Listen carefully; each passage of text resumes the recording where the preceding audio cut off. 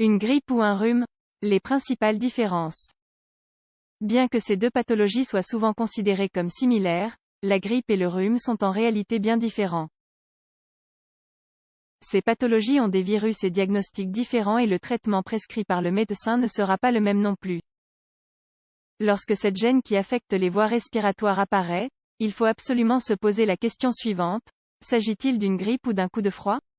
Ces deux affections proviennent toutes deux d'un virus, c'est-à-dire qu'elles s'attrapent facilement d'une personne à l'autre. Vous découvrirez dans cet article les particularités de ces affections courantes. Nous vous conseillons fortement de continuer votre lecture. Les causes de la grippe et du rhume. Le rhume, ou simple coup de froid, peut être causé par 200 types de virus différents. Les virus responsables de la grippe sont connus sous le nom de influenzavirus A. Afin de faire la lumière sur ces différents virus, l'OMS a pu déceler dans la grippe saisonnière quelques-uns des plus importants. Ces virus peuvent se transmettre relativement facilement, car ils sont présents dans l'atmosphère. Ils peuvent par exemple rester présents sur une surface pendant 24 heures.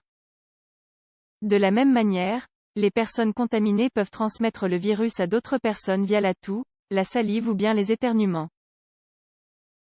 Les vaccins actuellement présents sur le marché sont prescrits pour les grippes A et B. En effet, ce sont les plus virulentes. On recommande la vaccination parmi les personnes à risque une fois par an, avant l'hiver.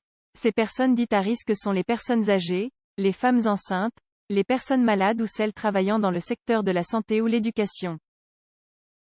Les autres différences. Le rhume entraîne une gêne au niveau du nez et de la gorge. Tandis que la grippe peut affecter les voies respiratoires, mais également entraîner un mal-être se ressentant dans tout le corps. En ce qui concerne le climat, il convient de noter que le rhume peut s'attraper à n'importe quelle saison, bien qu'il ne soit pas très commun d'en attraper en été. Alors que la grippe est soumise aux saisons, elle se propage bien plus en hiver. Grippe ou rhume, les différents symptômes. Les symptômes les plus courants du rhume sont le nez bouché, la difficulté à respirer, les éternuements et la toux. Parfois, la gorge peut également être irritée, ou bien la température corporelle être un peu élevée, jusque 37,5 degrés Celsius, soit une température que l'on ne considère pas comme de la fièvre. La symptomatologie de la grippe comprend le nez bouché, mais pas de façon importante, des douleurs pharyngiennes et de la toux. À ceci s'ajoute une grande sensation de fatigue, une douleur musculaire, des céphalées et bien entendu l'apparition de la fièvre, c'est-à-dire que la température corporelle dépasse les 38,5 degrés Celsius. Cette symptomatologie marque surtout une différence en termes de gravité. On constate que la grippe épuise bien plus les malades que le rhume. Cependant, les deux maladies peuvent entraîner des complications très graves pour la santé ou la vie des malades. Un traitement adapté à chaque infection.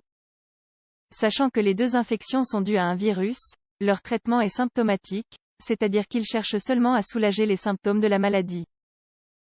La maladie a un cycle prédéterminé de jours, qui est plus important dans le cas de la grippe que dans celui du rhume, et cette période est incompressible.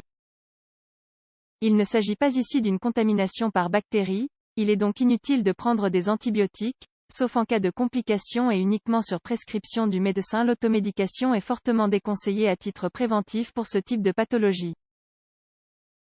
Seul le corps médical dispose de la qualification professionnelle nécessaire pour traiter ces maladies. Le traitement inclut des produits décongestionnants, antitussifs, anti-allergiques, antihistaminiques, expectorants, mucolytiques, analgésiques et antigrippaux, selon le cas. Diagnostic et incubation. Les patientes s'interrogent très souvent sur la durée de ces maladies.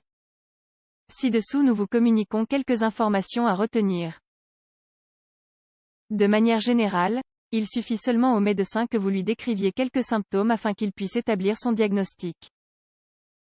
Selon ce dernier, il pourra demander des analyses complémentaires, sanguines ou bien de sécrétion. On récupère très rapidement du simple coup de froid.